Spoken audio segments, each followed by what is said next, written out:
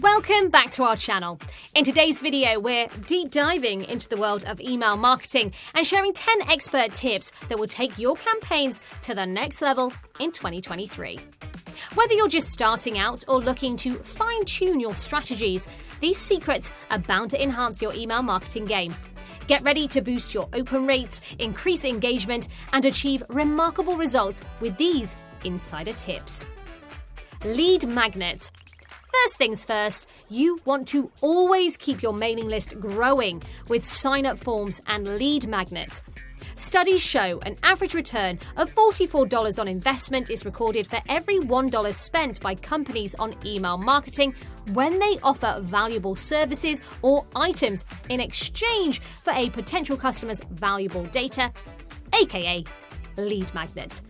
But what is a lead magnet? No, it isn't something that you keep on your fridge. A lead magnet is a valuable piece of information or an offer that you can give to your website visitors and potential customers for free in exchange for their email. Lead magnets come in many forms, such as a PDF, maybe a template, ebook, a giveaway, a coupon, and that is just to name a few. So then, how many lead magnets should you have to make sure you're actively growing your list?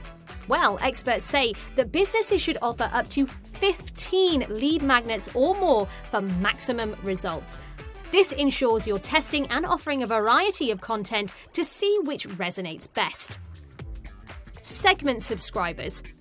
Did you know you can put your subscribers into different segments based on their interests and behavior? Segmenting your subscribers allows you to send them more relevant content, offers, and other messages, all of which can help build trust and a long-term relationship and interest for a brand, because it presents them with information or offers they actually want to receive. Welcome series. Who doesn't love a warm welcome? A welcome series is a series of emails that are sent after a subscriber signs up for your email list to keep them engaged. Now, we recommend sending a series of 3 to 5 emails that educate the lead about your brand, service and product, and showcases reviews. This series is a great opportunity to build trust with your customers and show what your business is all about. Automation flows. In addition to the welcome series, there are several other email automations you can set up. Automations are a series of pre-made emails that are sent out based on specific triggers, such as when someone opens your emails, clicks on a link, or purchases something from you. For example, if you are lead-focused, you can set up a custom series of emails to automatically go out when someone signs up for one of your lead magnets or submits a form on your website. If you are an e-commerce store, you can automate follow-up series such as an abandoned cart, browse abandonment, post-purchase flow, and so much more. Mobile-friendly emails. With 68% of email campaigns being opened on a mobile device, email with a mobile-friendly design is no longer just a nice thing to have, it is a must-have. Here's a few ways you can make sure your emails are mobile-friendly. Watch your subject line length. The standard subject line length for desktop is around 60 characters before cutoff. For mobile devices, it's a wee 25 to 30 characters. Use pre-header text. These are also known as preview lines. This is the line of copy that appears under the subject of your email. It's completely customizable and serves as a really great support to your subject line, providing more context to entice your reader to open your email. Keep your copy concise. When you write copy for mobile-friendly emails, it's crucial to keep it short and to the point. Make sure all of your copy is easily scannable by using headers, bullet points, and short paragraphs of text wherever possible. Appropriate image sizing. If your images have any text on them at all, make sure that they are still legible on mobile devices. It's also important to be mindful of image sizing. For example, if you are using a banner image on a desktop site, make sure that you have a larger version of that image to use on mobile. Otherwise, the image could end up increasingly small and hard to see on a mobile screen. Keep CTAs front and center.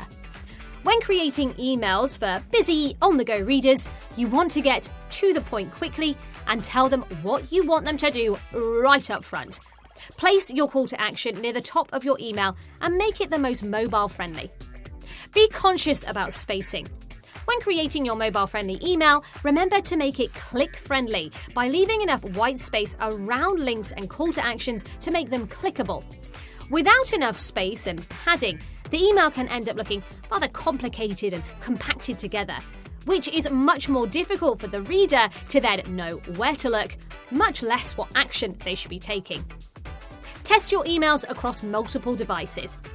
Make sure to test your emails on desktop, mobile devices, and don't forget tablets, to ensure it looks exactly the way you want it on each device. The formatting on each can be slightly different, so this is a very important step. Let's take these two screenshots as an example. As a point of comparison, the right image is the same email without this style sheet. See how tiny and unreadable the text is? This is the problem that faces millions of emails and newsletter receivers on mobile devices every day. Personalize your emails. Personalization goes two ways. First, the segmenting that we discussed earlier, when you're sending content that they are actually interested in. And second, using their name in emails. You'll want to use first name merge fields in subjects and email headers. Almost all email platforms have this merge field feature, so make sure to put it to good use. A/B test emails. It can be challenging to figure out what works best for you and your audience. A/B testing helps marketers decide what works best for their business. A/B testing is when you split test different versions of the same email. Let's say you have two different headlines you want to try. You send both emails to a small test group of people and see which version performs better. Then you can use the better version for your whole email list. The most popular components of an email to A/B test are the subject line and the general email design. Once you test your content or layout, you'll know what resonates more with your audience for future emails as well as the one you're sending out. It's all about the timing.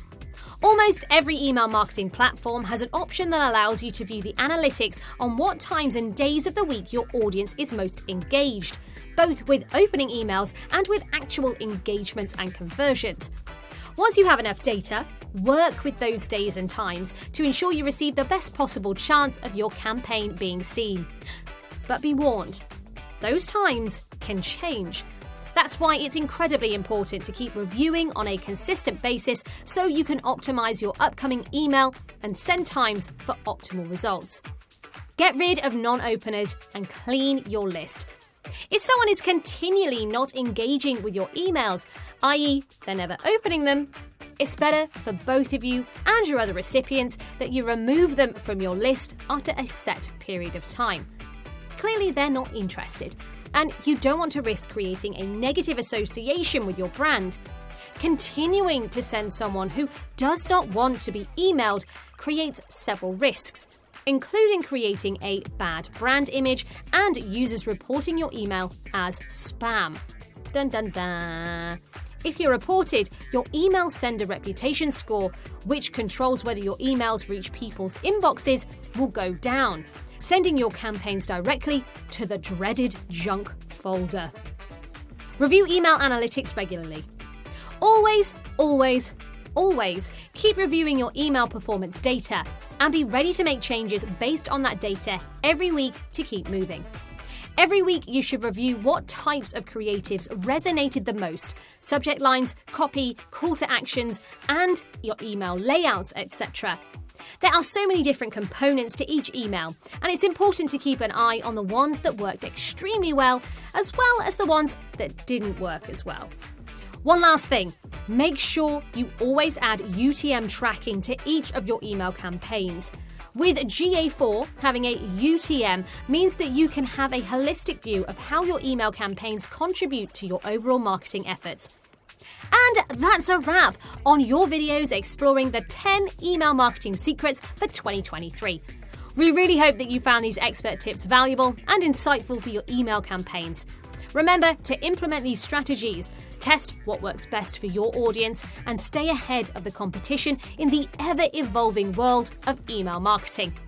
If you enjoyed this video, don't forget to give it a thumbs up, subscribe to our channel for more marketing insights, and hit the notification bell so you never miss an update. Thanks for watching, and we'll see you in the next one.